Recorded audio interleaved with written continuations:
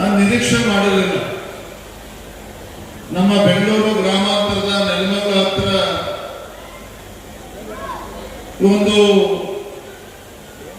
ಪಾಲ್ನಳ್ಳಿ ಮಠ ಪರಮ ಪೂಜ್ಯ ಸಿದ್ದರಾಜ ಮಹಾಸ್ವಾಮೀಜಿಗಳವರ ನೇತೃತ್ವದಲ್ಲಿ ಇಷ್ಟೊಂದು ಭವ್ಯವಾಗಿ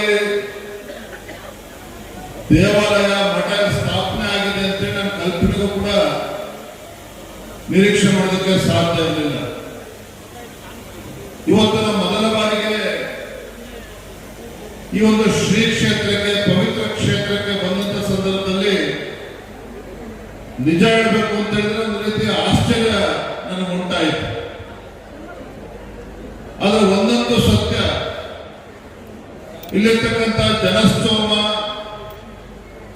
ಅಕ್ಕಪಕ್ಕ ಗ್ರಾಮಗಳಿಂದ ಬಂದಂತ ದೇವರುಗಳು, ವೇದಿಕೆಯಲ್ಲಿರ್ತಕ್ಕಂಥ ಮಠಾಧೀಶರು ಎಲ್ಲ ನಾವು ನೋಡಿದಾಗ ಪರಮ ಪೂಜ್ಯ ಸಿದ್ದರಾಜ ಮಹಾಸ್ವಾಮೀಜಿಗಳವರ ನೇತೃತ್ವದಲ್ಲಿ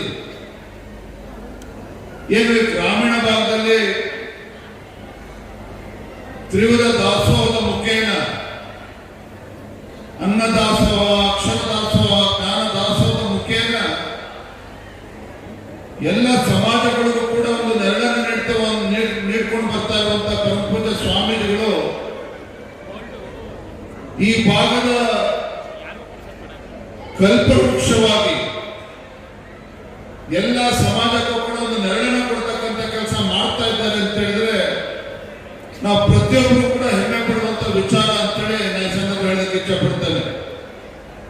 ಇಲ್ಲಿ ವಿಶೇಷವಾಗಿ ಶನೇಶ್ವರ ಸ್ವಾಮಿಯ ಒಂದು ಆರಾಧನೆ ಅಂದ್ರೆ ನಮ್ಮಲ್ಲಿರ್ತಕ್ಕಂಥ ಒಂದು ನಕಾರಾತ್ಮಕ ಅಂಶಗಳನ್ನ ತೆಗೆದುಹಾಕಿ ನಮ್ಮ ಜೀವನದಲ್ಲಿ ಒಂದು ರೀತಿ ಸಕಾರಾತ್ಮಕವಾಗಿ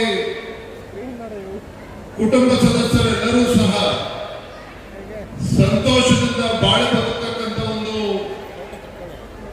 ವಾತಾವರಣ ನಿರ್ಮಾಣ ಮಾಡತಕ್ಕಂಥ ನಿಟ್ಟಿನಲ್ಲಿ ಸ್ವಾಮೀಜಿಗಳವರು ಒಂದು ದಾಪುಗಾಲನ್ನ ಇಟ್ಟಿದ್ದಾರೆ ಅನ್ನೋದು ನಮ್ಮೆಲ್ಲರೂ ಕೂಡ ಸಂತೋಷದ ವಿಚಾರ.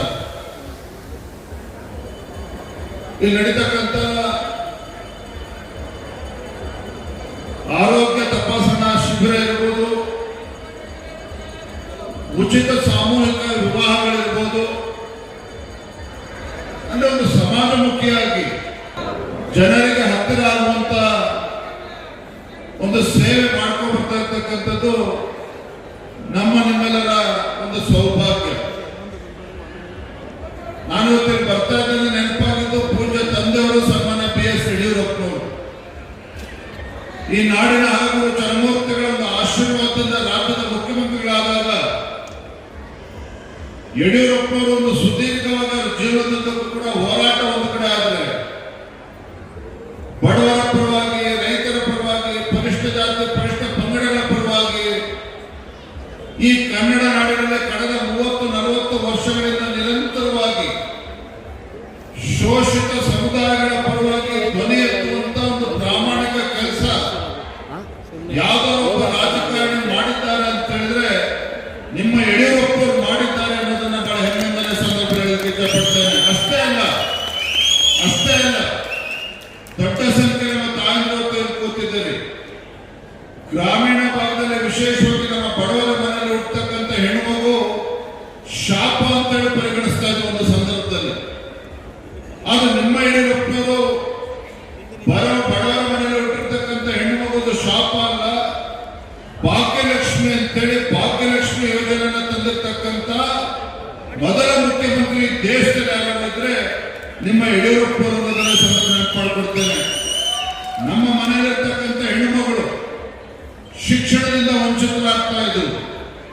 ಆದ್ರೆ ಯಡಿಯೂರಪ್ಪನವರು ಬಡವರ ಮನೆಯಲ್ಲಿರ್ತಕ್ಕಂಥ ಹೆಣ್ಣುಮಕ್ಕಳು ಬೇರೆ ಬೇರೆ ಕಾರಣಗಳಿಂದ ಶಿಕ್ಷಣದಿಂದ ವಂಚಿತರಾಗಬಾರದು ಅಂತೇಳಿ ಬೈಸಿಕಲ್ ಯೋಜನೆಯನ್ನು ತಂದುಕೊಟ್ಟು ನಮ್ಮ ಹೆಣ್ಮಗಳು ಮನೆಯಲ್ಲಿರ್ತಕ್ಕಂಥ ಬಡವರ ಮನೆಯಲ್ಲಿರ್ತಕ್ಕಂಥ ಹೆಣ್ಮಗಳು ಮುಂದಿನ ದಿನಗಳಲ್ಲಿ ಒಳ್ಳೆ ಶಿಕ್ಷಣವನ್ನ ಪಡೆದುಕೊಂಡು ಸ್ವಾಭಿಮಾನದ ಬದುಕನ್ನ ಕಾಣಬೇಕು ಅಂತೇಳಿ ಬೈಸಿಕಲ್ ಯೋಜನೆಯನ್ನು ಕೂಡ ಸನ್ಮಾನ ಯಡಿಯೂರಪ್ಪ ತಂದುಕೊಟ್ರು. ನಾ ಯಾಕೆ ಇದನ್ನ ಹೇಳ್ತಾ ಇದ್ದೇನೆ ಅಂತ ಹೇಳಿದ್ರೆ ಯಾವುದೇ ಒಬ್ಬ ಜನನಾಯಕನಿಗೆ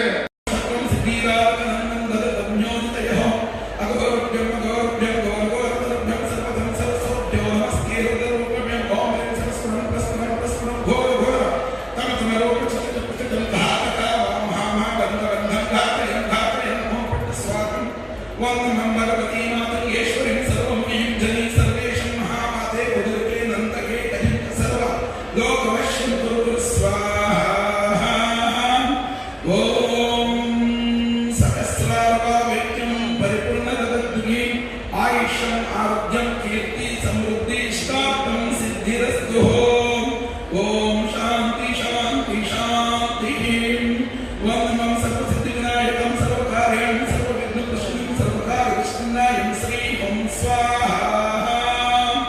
ಎಲ್ಲರೂ ಕೂಡ 9 ಬಾರಿ ಓಂ ಕ್ರೀಂ ದುರ್ಗಾಯ ನಮಃ ಪ್ರಾರ್ಥನೆ ಮಾಡಿಕೊಳ್ಳಿ. ಮಾಡಿಕೊಂಡ ನಂತರದಲ್ಲಿ ಓಂ ಕ್ರೀಂ ದುರ್ಗಾಯ ನಮಃ, ಓಂ ಕ್ರೀಂ ದುರ್ಗಾಯ ನಮಃ, ಓಂ ಕ್ರೀಂ ದುರ್ಗಾಯ ನಮಃ, ಓಂ ಕ್ರೀಂ ದುರ್ಗಾಯ ನಮಃ, ಓಂ ಕ್ರೀಂ ದುರ್ಗಾಯ ನಮಃ, ಓಂ ಕ್ರೀಂ ದುರ್ಗಾಯ ನಮಃ, ಓಂ ಕ್ರೀಂ ದುರ್ಗಾಯ ನಮಃ, ಓಂ ಕ್ರೀಂ ದುರ್ಗಾಯ ನಮಃ, ಓಂ ಕ್ರೀಂ